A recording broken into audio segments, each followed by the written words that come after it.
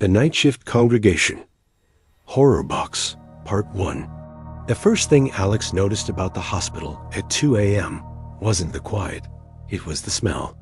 Metallic, antiseptic, and something else. Something older. Something that made his skin crawl. Even the flickering fluorescent lights seemed dimmer than usual, as if the building itself was holding its breath, waiting for him.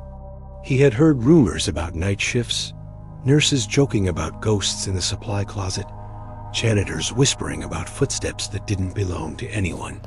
None of it prepared him for the first sound he heard before even stepping through the doors. Passing the empty lobby, faint whispers reached him, soft and synchronized, almost melodic. He froze, heart hammering. They weren't coming from a radio or anyone he could see. The voices seemed to emanate from beneath the building, deep in the basement, where shadows pooled thick and unnatural. The chanting tugged at something primal in his mind, a rhythm that made the hairs on the back of his neck rise. If you're new here, Halfway Dark shares true horrors every other day at 4 p.m. Hit subscribe before your own name echoes in the dark. Curiosity overpowered fear. Alex's first instinct was to investigate. The basement doors were locked. That didn't stop him. He found a service door labeled staff only and pried it open. Cold air rushed out, damp and sharp, tinged with iron and decay. A faint flicker of candlelight shivered through the cracks. Shadows moved in ways no human should move. Each step down the concrete stairs made his heartbeat echo in his ears. The chanting grew louder, then stopped abruptly, as if the basement itself had exhaled. Alex's chest tightened. He realized he was intruding on something ancient, something that had waited for him. Ahead, mirrors lined the walls, dozens of them, warped and cracked. Their reflections didn't match reality. A hooded figure raised its arm, but the reflection performed a gesture Alex had never seen. The chanting started again, louder, insistent, as though the mirrors themselves were speaking. Alex stumbled backward, brushing against a wet wall. The shadows shifted faster now. Whispers escalated into a chorus. "We've been waiting." The words wrapped around his chest, tight and cold, searing themselves into memory. He fled upward, only to realize the hospital's hallways had changed. Doors led to nowhere. Corridors stretched impossibly long, and the lights flickered in sync with the chanting below. Panic clawed at him as he understood the building itself had become a trap, a living labyrinth built to hold intruders. Every corner seemed to hide a secret. Every secret wanted to keep him there. He burst into the lobby, empty, silent, safe, safe. He thought so, until the elevator doors opened by themselves. A hooded figure emerged, shadowed, faceless, moving with an unnatural grace. It nodded toward him, acknowledging his intrusion as if he had been expected. Alex's phone vibrated in his pocket, a text from an unknown number. "You shouldn't be here." The words burned into his mind. His instincts screamed to run, but the corridors shifted again, twisting his path. The basement window glowed with candlelight, shadows dancing along its edges. The chanting had resumed, louder, more precise. The congregation had noticed him. He stumbled into a supply closet, hiding against the cold wall. The mirrors lined the space, reflecting not just him, but countless versions of himself. Older, younger, twisted, hollow-eyed, each one kneeling as if offering himself to the cult. He swallowed hard, realizing their power wasn't just in their rituals. It was in the way the building and the mirrors themselves anticipated him, shaped him, trapped him. The chanting grew muffled, distant yet persistent. He pressed his ear to the wall. Words echoed through the cracks. The light bends. The soul bends. All belong to the night. Alex's vision blurred. For a fleeting moment, one reflection smiled back at him, a grin that was not his own. Hours passed. The chanting subsided, leaving a suffocating silence. Alex peeked out. The basement doors were closed. The mirrors were dark. The hospital seemed ordinary again, the janitor sweeping, night staff chatting. The metallic smell had vanished, but Alex knew the congregation was patient. They had marked him. They were shaping him. Every reflective surface he passed hinted at their presence. A fleeting shadow, a movement just out of sight, a whisper in the air. By dawn, the hospital looked normal, sterile, unassuming. But Alex felt the weight of the night lingering in his bones. The initiation had begun. He stepped outside into the cold morning air, relief washing over him briefly. Behind him, the hospital loomed silently. One window remained illuminated, and behind it, a hooded figure stood, watching, waiting, not moving, not breathing, just waiting. And Alex knew, deep in his bones, the congregation had noticed him, and they never forgot. Even as sunlight broke over the streets, he felt it. A pull, a presence, a certainty that the night was far from over. Every choice he made now, every step he took was under their scrutiny, and he had only survived the first night. The Nightshift Congregation, Part 2. The hospital at night had a pulse now, one that Alex could feel in his chest. Each corridor, each stairwell, throbbed with anticipation, as if the building itself had become an organ for the congregation beneath it. He hadn't slept. He couldn't. Every shadow at home was a mirror of the horrors he had glimpsed.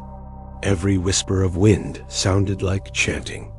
He returned, drawn by a mix of fear and obsession, a foolish compulsion he couldn't resist. The service door creaked open with an unnatural ease, inviting him downward. The cold of the basement hit him immediately, sharper than before, and the metallic scent hung heavy, clinging to his clothes. Shadows moved in corners that should have been empty, and he could feel eyes on him from places he couldn't see. The mirrors reflected more than the congregation now. They showed possibilities, echoes of what he could become if he faltered. Faces twisted, bodies bent impossibly, eyes hollow and red staring back. The chanting swelled. Words poured from the mouths of hooded figures, a language older than memory, shaped to ensnare. A figure knelt in the center, tracing intricate symbols in a black liquid that shimmered unnaturally. The reflections warped the ritual, multiplying it infinitely. Alex realized with a shock that the mirrors were not just passive. They were active, feeding energy to the ceremony, amplifying the cult's power, reflecting him into the ritual before he had even acted. A sudden whisper grazed his ear. "You belong." He spun, heart racing, but no one was near. The air thickened. The candle flames flickered, elongating shadows until they seemed to move on their own, curling along walls and ceilings, reaching for him. He tried to move back, but the stairs had shifted. Hallways he had known disappeared into new corridors, twisting and stretching.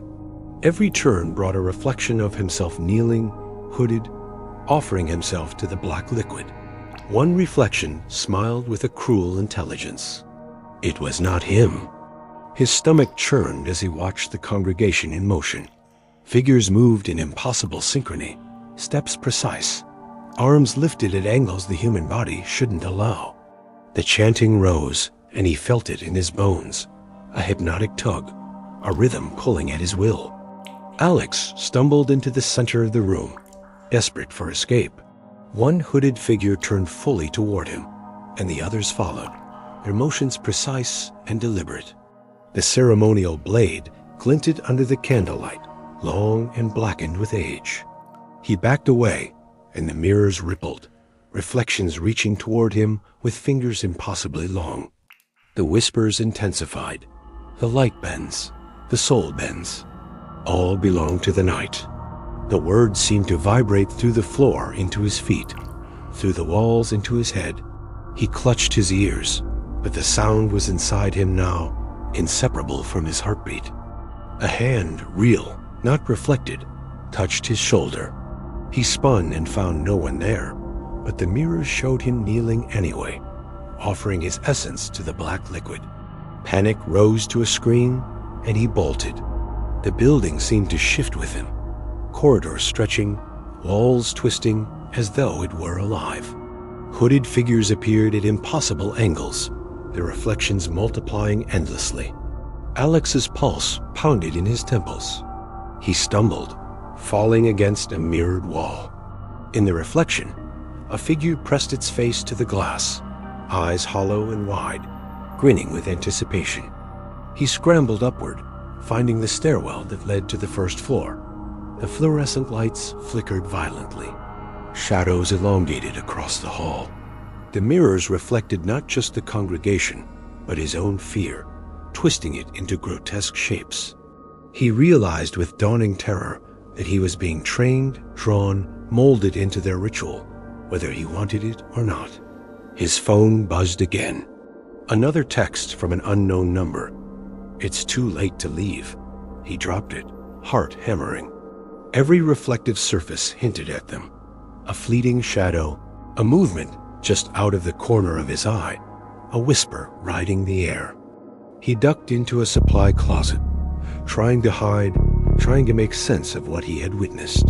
The mirrors lined the space, reflecting countless versions of himself. Some were kneeling, some standing, some twisted and hollow-eyed, each one offering himself to the black liquid. The reflections weren't random. They were rehearsing him, shaping him. The chanting grew muffled, almost distant but persistent, vibrating through the walls and floor. Alex pressed his back against the wall, stomach churning, mind reeling. He realized that the congregation wasn't just practicing rituals. They were teaching him, drawing him toward initiation, whether he realized it or not. Hours passed. The basement became a void of shadows and reflections, and the black liquid in the center shimmered unnaturally. Alex dared a glance. In one mirror, he saw his own face stretched and hollow. A figure kneeling, hooded, arms outstretched toward the dark pool. He blinked. The reflection was gone, but the memory of it burned in his mind. By dawn, the hospital seemed ordinary again.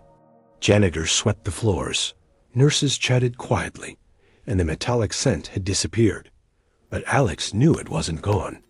It lingered in the walls, in the mirrors, in the shadows of the corridors.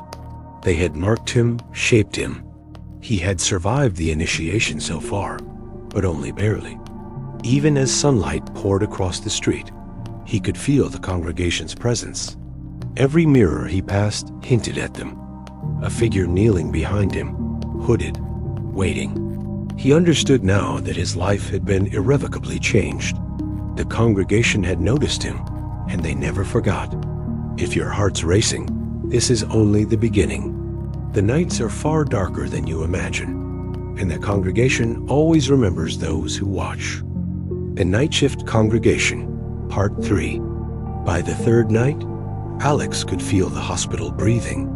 Every hallway pulsed with anticipation, the walls whispering secrets he was only beginning to understand. Mirrors reflected not just light, but memory, twisting reality into impossible angles, showing him glimpses of things he could not explain. Each reflection was alive, moving independently, and he knew the congregation was learning him as he was learning them. Sleep had become impossible. Even in his apartment, the whispers followed him. A flicker of candlelight, a shadow crossing the street, a reflection in a darkened window. All of it seemed to reach for him. He could almost feel the congregation's hands, the weight of their anticipation pressing against his mind. Returning to the hospital, he forced himself down the service stairs, heart hammering. The basement air was colder than before, sharp with the metallic scent that clung to his skin. The black liquid glimmered in the candlelight, and the hooded figures moved with the rhythm of a single mind. They were waiting, and Alex knew they could sense every thought, every fear, every hesitation. In the mirrors, his reflection no longer mirrored his movements. It acted independently, kneeling, raising its hands, bowing, a silent demonstration of what was expected. He realized with terror that the congregation had begun teaching him, rehearsing him through the glass itself. A sudden gust of air stirred the candles, elongating shadows until they stretched across the walls, reaching toward him. The chanting began, slow and deliberate, a sound that penetrated his chest, rattled his bones, and made him stagger. Each word vibrated through him. The soul bends. All belong to the night. You belong. Alex stumbled backward, bumping into a mirror. His reflection didn't move as he did.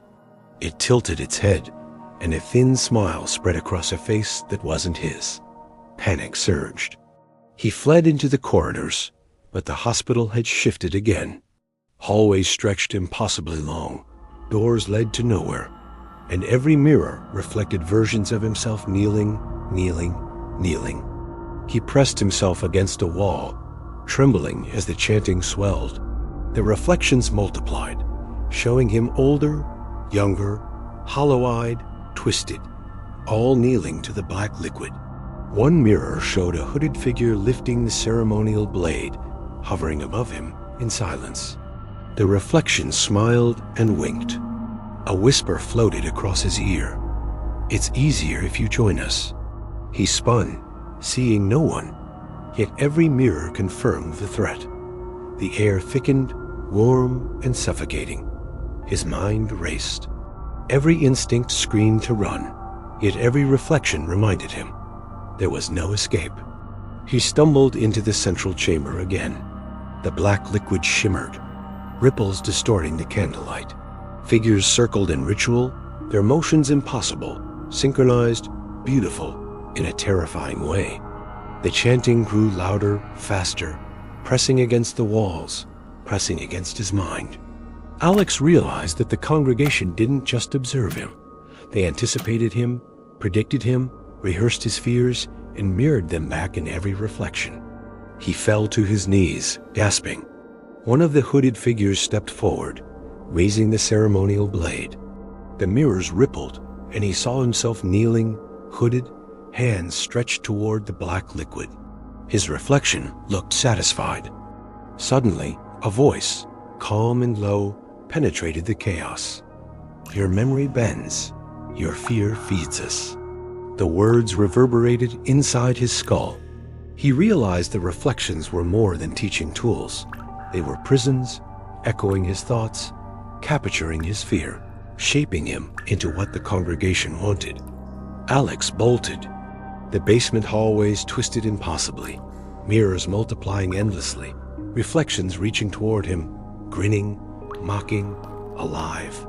He pressed his hands against the walls, trying to find a way, any way out, but the building resisted, stretching and compressing, bending time and space in a way that made no sense.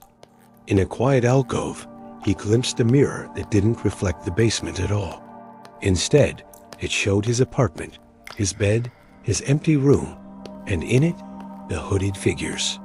They were kneeling around his bed, ceremonial blade poised. He blinked, gone. But the image was burned into his mind. He staggered into the main chamber, and the congregation closed in, silent yet omnipresent. His reflection in the largest mirror now moved entirely on its own, bowing, kneeling, whispering his name. He covered his eyes, and when he opened them, the reflections multiplied, each more grotesque, each more real than the last. The chanting grew unbearable, a tidal wave of sound that pressed against every nerve. Alex screamed, and the mirrors responded, echoing the sound, warping it into something inhuman. The black liquid rippled, as if acknowledging him, drawing him in, promising release if he surrendered. Alex stumbled backward and found a narrow corridor he hadn't seen before. The walls warped, mirrors reflecting only darkness. He ran, legs burning, lungs heaving, the whisper of his name chasing him from every reflective surface. He didn't dare look into any mirror now. Everyone was a lie, a trap, a rehearsal for what was coming. Hours seemed to pass in minutes. The chanting ebbed and flowed like a tide, never ending, never ceasing. and Alex felt the congregation everywhere, in the walls, the floors, the ceilings, the very air. They were alive in the building. They were alive in him. Finally, he collapsed in a small, dimly lit storage room. The chanting faded, leaving a suffocating silence. His own reflection appeared in the darkened glass of a window. It was not him. Hollow-eyed, smiling, it raised a hand as if to beckon him. The memory of the blade, the black liquid, the kneeling reflections, all pressed down upon him. He understood now. The congregation wasn't just teaching him. They were breaking him, bending him, preparing him for what would come. The initiation was far from over, and every reflection reminded him of the price of failure. Even as dawn crept through the windows, bringing false comfort, Alex felt the pull, the weight, the inevitability. The congregation was patient, infinite, omnipresent. Every mirror, every shadow, every whisper had become part of him. They had planted themselves in his memory, in his fears, in his very soul. He knew he had survived the night again, barely, but the next encounter would not be a test. It would be the beginning. And Alex also knew the mirrors never forgot, the congregation never forgot, and he would never escape. The Nightshift Congregation, Part 4. The hospital never looked the same. Even in daylight, Alex could feel it pulsing beneath the skin of the building, a heartbeat that mirrored his own. Every shadow seemed to twitch with life. Every reflective surface held the memory of the congregation waiting in the dark. He had survived the first 3 nights, but the sense of inevitability had never been stronger. He returned with one purpose: escape. Not just from the basement, not just from the mirrors, but from the congregation itself. His hands shook as he gripped the stairwell railing. The metallic scent of the lower floors hit him instantly, sharp and iron-heavy, and he realized with dread that the basement had anticipated his arrival. It pulsed, alive with ritual energy, mirrors reflecting every angle of the space, multiplying endlessly. The hooded figures were already moving, circling the black liquid, their chants soft at first, then rising into a hypnotic crescendo. They did not need to see him to know he was there. He could feel their awareness, pressing into his mind, reaching through walls and mirrors to anticipate his every move. Alex darted forward, slipping past the mirrors along the edge of the chamber. Each reflection seemed to mock him, showing versions of himself kneeling, surrendering, joining the ritual. One mirror rippled, and he thought he saw his own death played out, hooded, arms stretched over the black liquid. He stumbled, nearly crashing into a hooded figure whose face remained hidden, but whose presence was suffocatingly real. The chanting intensified. Each word, each syllable, pressed against his ribs and lungs, vibrating through him as though the building itself were alive. He realized with terror that the mirrors were not passive. They were conduits, amplifying the congregation's power, feeding on his fear, shaping him even as he tried to flee. He spotted a stairwell that hadn't been there before, narrow, twisting, leading upward. He ran. The reflections multiplied around him, showing hallways that didn't exist, doors that led to nowhere, shadows that reached for him. One mirror showed a figure kneeling behind him, hooded, blade raised. It was his reflection, yet not his reflection, and the sight nearly made him collapse. Every instinct screamed to stop, to surrender, but he forced himself onward. He burst through another doorway into the main lobby, and for a fleeting moment, the hospital seemed empty. The fluorescent lights flickered, unstable, and he realized that this was the congregation's test. The building itself was alive, and they were orchestrating the illusion, bending reality around him. A door at the far end glowed faintly, daylight spilling through. Salvation. Alex bolted toward it, but shadows elongated along the floor, clawing at him, and mirrors along the walls multiplied the illusion, showing hooded figures at every angle, reflections of himself surrendering, endless and inevitable. He lunged for the exit, stumbling over a fallen chair, heart hammering. The whispers became louder, urgent, pleading, commanding. You belong. You belong. He screamed in defiance, and the sound echoed, distorted, warped into a chorus of his own fear. Outside, the cold night air hit him, sharp and bracing. Relief surged briefly, but it was fleeting. In the uppermost window of the hospital, a figure stood, watching, hooded, silent. The mirror in the window reflected the black liquid, the kneeling figures, the blade, and his own terrified face, even though he was outside. Alex ran through the streets, chest burning, lungs heaving. Every reflective surface along the way, windows, puddles, cars, hinted at their presence. They were everywhere, persistent, infinite. The city around him was normal, mundane, but their memory followed, etched into every glass surface. He reached his apartment, slamming the door behind him. The lights flickered, as if the building itself had entered the room with him. Every mirror in the apartment reflected him kneeling, hooded, arms outstretched toward an unseen ritual. He spun, shaking, knowing it was only a matter of time. Sleep came fitfully, haunted by whispers, reflections, and shadowy forms. Each time he closed his eyes, he saw the black liquid ripple, saw the kneeling figures, saw himself surrendering. He realized the congregation's power was not bound to the hospital. They had followed him. They had planted themselves in his memory, his fear, his soul. Morning offered no relief. Every reflective surface hinted at them. The mirrors in the elevator, the car windows, even the glossy screens of his devices. He could feel their presence pressing through the thin veil of reality, patient, waiting for the next night. Alex understood now. The initiation had not ended. It had only begun. The mirrors, the chants, the reflections. They were conduits, lessons, prisons, and invitations all at once. He had survived barely, but he could not escape. Even as sunlight filled the streets, he felt the pull. They were infinite, patient, all-knowing. Every step he took, every surface he passed, every reflection he glimpsed reminded him. The congregation never forgot. They had marked him. They had shaped him. They were inside him. And he realized the worst truth. Perhaps survival was not the goal.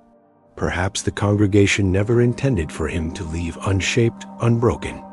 Every reflection, every whisper, every shadow had been a preparation, a rehearsal, a warning. The night would come again, and when it did, he would face them not as a visitor, but as a participant, whether he wanted it or not. The hospital remained behind him, silent and unassuming in daylight. But Alex knew it was alive and waiting. He could feel the rhythm of the basement in his chest. The reflections would follow. The black liquid would ripple. The chanting would rise. And when night returned, he would have to face them again.